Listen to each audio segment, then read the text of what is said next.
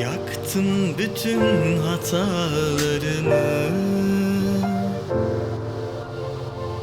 yaptın yine yıktıklarımı. Romanlarda okudum o senin ezbere bildiğin aşkı.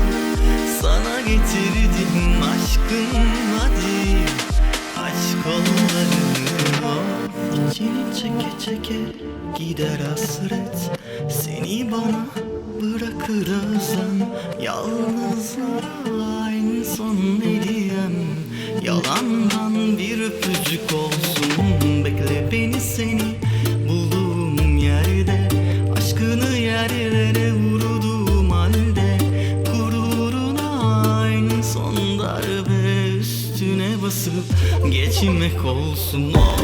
İçini çeke çeke gider hasret, seni bana bırakır özlem. Yalnızlığa en son hediyem, yalandan bir öpücük olsun. Bekle beni, seni bulduğum yerde, aşkını yerlere vurduğum halde. Gururuna en son darbe, üstüne basıp geçmek olsun o.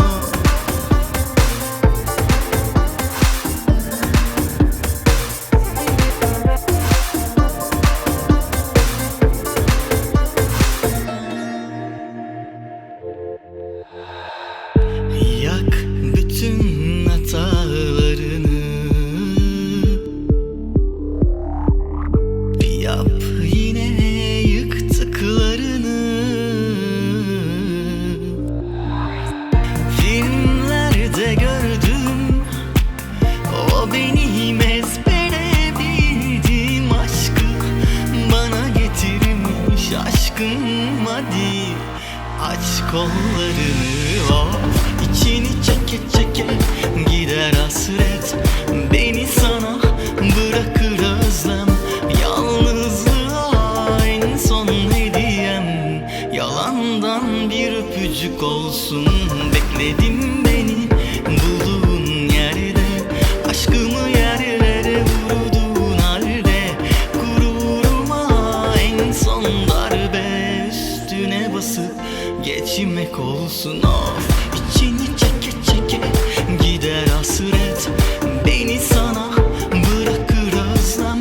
Yalnızlığa en son hediyem, yalandan bir öpücük olsun. Bekledim beni bulduğun yerde, aşkımı yerlere vurduğun halde. Gururuma en son darbe, üstüne basıp geçmek olsun.